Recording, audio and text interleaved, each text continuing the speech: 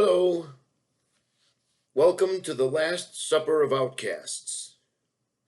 And I'm your host, Edward Bernays. Today is Monday, July 20th, 2026. Not that it matters. And as a side note, if you need to know why to buy this brand of toilet paper or that brand of toilet paper, or your life may be in danger, just contact me, Edward Bernays, and I will tell you why and how to do so. And here's today's quote of the day. You are either doing the selling or you are being sold. And that quote comes to us from my good friend Johnny Pineapple. And what do you want from life? That's a good question. I've been thinking about that question for almost 60 years. And I'm going to come to my conclusion at the end of my little jaunt here. I remember when I was young, going into early adulthood, and whenever I used to criticize somebody on TV, like say some sort of a music star or political figure or actor or popular actor or whatever, my mother's go-to comeback was always, well, they got more money than you do. It didn't seem to matter that at that time I was only 7 years old. Everybody had more money than I did. But this was my mother's thinking. And don't get me wrong, I love my mother, but this was her comeback whenever I used to say that. And I remember saying it just criticizing people on TV, popular stars, popular political figures, whatever. And that was always her comeback. And needless to say, her comeback led me to believe that having money was the only thing that had any importance whatsoever. And I mean whatsoever. I carried this idea forward with me into my midlife. It got me into my 40s. I was carrying this idea. And when I finally was making the money that I thought was necessary for me to count as a human, in my mother's eyes at least. And again, don't get me wrong, I love my mother dearly. She was a hard worker. She was just, I believe, misled, like most of us. And when I was making a lot of a good amount of money, and that like I said, I thought was necessary for me to be happy and to be counted as a human being, I still found myself questioning my happiness, much to my surprise. In other words, I had the good fortune and was able to test my mother's thesis in reality, and I got lucky. And and it turned out that what she was leading me to believe was misleading, to put it as nicely as I possibly can.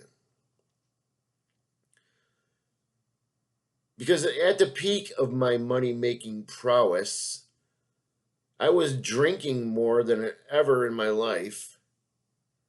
And I felt like the work I was doing to make the money that I was making had zero soul. The actual work had zero soul. I don't know how else to put it, and in which it did. I was basically dialing for dollars. I was a mortgage loan officer. The job had no soul whatsoever. But I was making 5 figures a month consistently. And still, much to my surprise, I felt nothing. And even at this time, when I was making this amount of money, I also recall that it was just a meh, meh, whatever, to the people around me that I thought would be impressed. They still weren't impressed. Not even my mother. It was almost like she was jealous. And I love my mother, but she was misled and she was misleading me. And as many parents do that have grown up in post World War, and even to this day, the teaching that money is the go-to. It's going to solve everything. Nothing, and I mean nothing, could be further from the truth.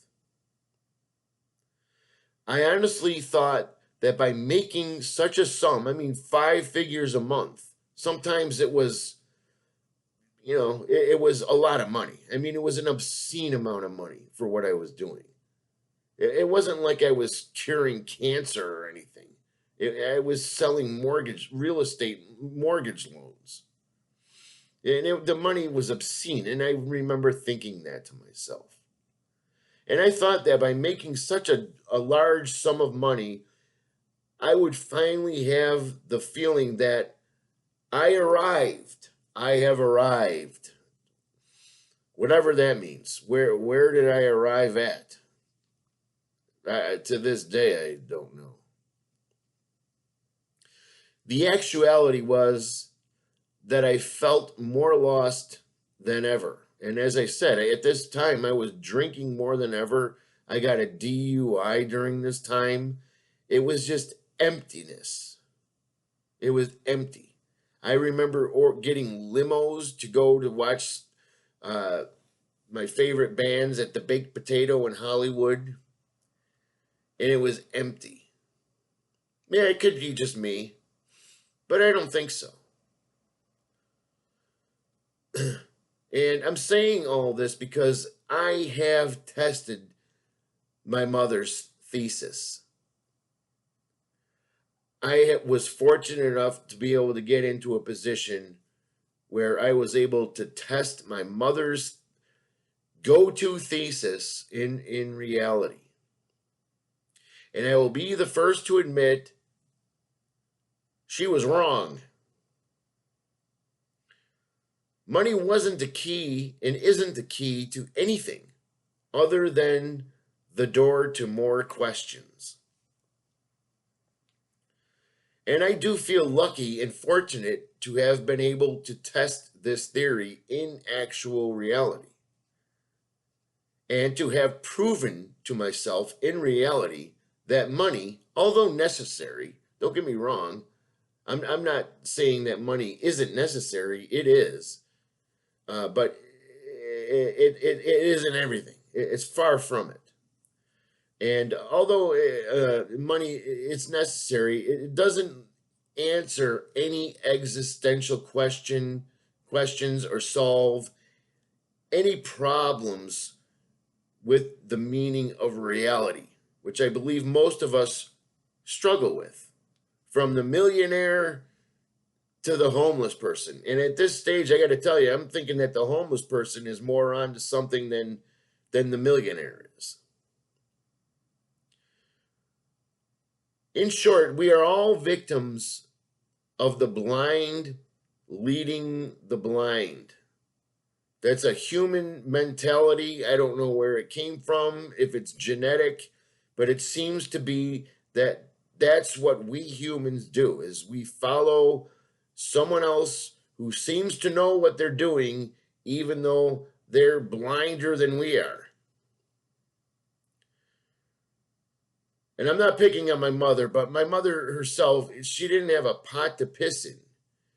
Yet she somehow gave herself the authority to preach to me about something that she actually knew nothing about whatsoever.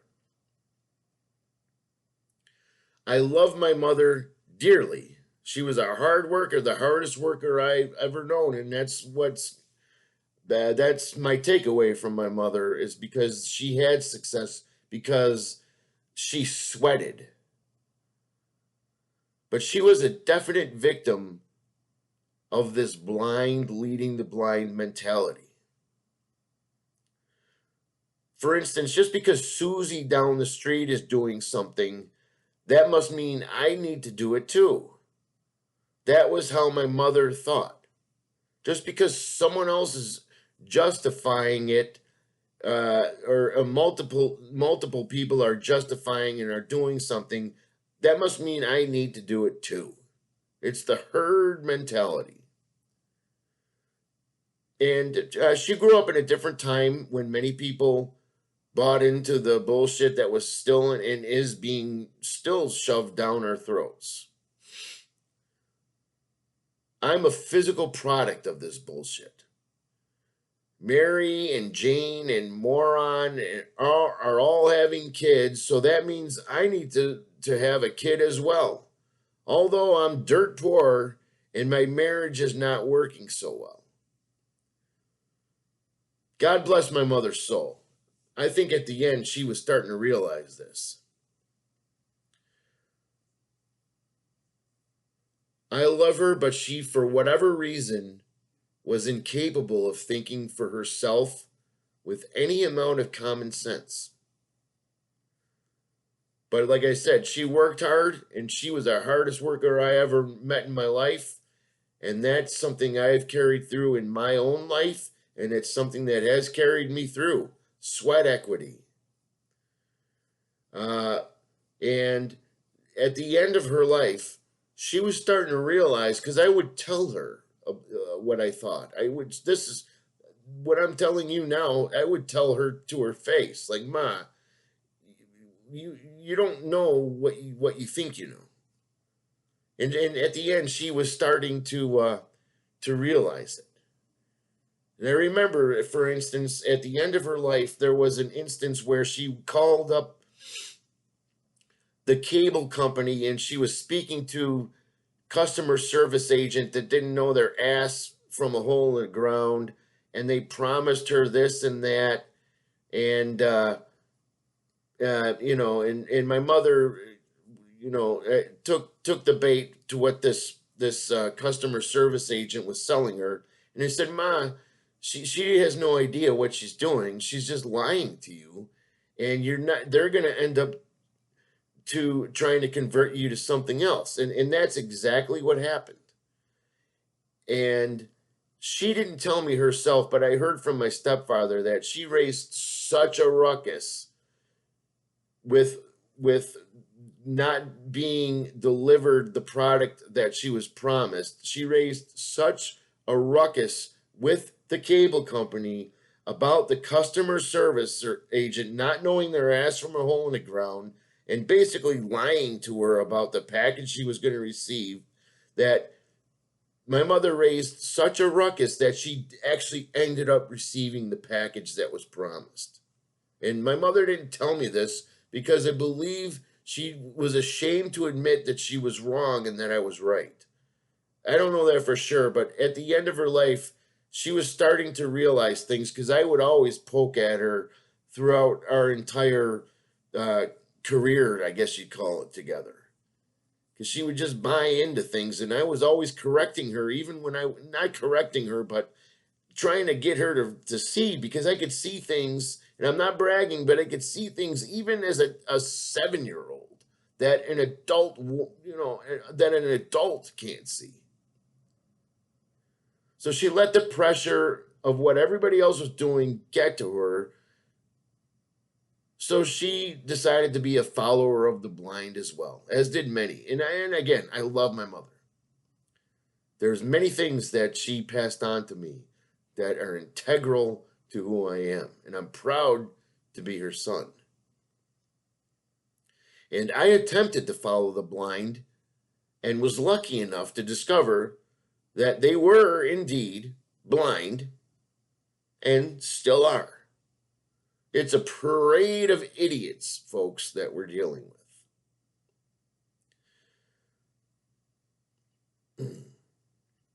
I have had a very interesting life, and I'm not preaching or anything. I'm just conveying an experience, so I want to make that clear. I have had a very interesting life, and that's an understatement. And I've done a lot of things, a myriad of different things. I've played music professionally in my hometown of New York, in Chicago, and in Hollywood. I worked as a professional artist. I worked for Paramount Pictures for a brief spell until I couldn't handle the boss, and that's a whole nother story. The boss was a little tyrant. She would argue with you over an eighth of an inch. I've worked in the corporate world, and I've worked as a salesperson selling mortgages. I've been in business, I've been in music, I've been in graphic design and art. I've done a lot of things, and a lot of those things are things that I thought is the definitive term here, the definitive phrase. I thought that I wanted to do. And I've come to realize that I never wanted to do any of this. What I wanted to do was prove to myself that I could do these things. And at this stage, and after thinking about it very intensely, and I'm almost 60, I've come to discover that I don't want anything that this life has to offer other than the basics. I don't want anything that's being shoved down my throat at all. I don't want the latest iPhone. I don't want the latest sneaker. I could care less about any of that shit. I don't want any of it. I don't want the best house. I'm not concerned about I don't give a flying fuck about any of that. And I never did. And I'm coming to realize this at almost 60 years old. Enough food, a roof over my head, and a level of freedom to create. That's it. It's really simple. I don't want much. And I'm just realizing this at almost 60 years old. And it's hard not to want much when everything and everywhere around us, there's constantly something being shoved down our throat. The latest iPod, the latest iToilet, the latest this, the latest that. You need this. No, you don't. You don't need any of it. You need the basics. And if you can learn to be happy with the basics, you're going to be all right. They don't want you to know that. And whoever they is the mafia that's running the whole show. And they're getting more and more blatant about with their mafia crimes that they're committing against us. They're robbing us blind while we're watching them because we're too stupid to figure this out. In short, all I want is to wake up each morning and not be harassed and not be assaulted by a constant sales pitch. And that's what this man-made toilet bowl seems to have become. It's a constant assault, a constant harassment, a constant attempt to steal your wallet without any let up. And the phones aren't helping. It's a toilet bowl that we've made here, folks. And a lot of us are waking up. The basics are just fine with me. Everything on top of that, to me, unless I truly want it, is bullshit. I don't want anything shoved down my throat. I don't give a shit. I don't want it. Stop trying to sell me your garbage that's going to break in 2 weeks. And also, the last point I'd like to make here and this could also actually be another topic for another video, is there is no point where you ever arrive in this life. So there's just something to think about. Thank you very much for watching. I hope you got something out of the video. I'm not yelling at anybody. I'm just I'm delivering my own experiences and my own findings. And that's about it. Thank you very much for watching. Please like the video. Please subscribe to the channel. Please leave a comment if you have any similar experience or similar discovery about yourself in terms of just not wanting what's being shoved down our throats. I don't want it. That was a question Alan Watts used to say. He said, "What do you want out of life?" And he said, "If you don't know, it's because you already have it." And I mean, I'm just figuring this out very currently. I don't want anything other than the basics. Everything else, if I should be able to choose it. I don't need it forced down my throat.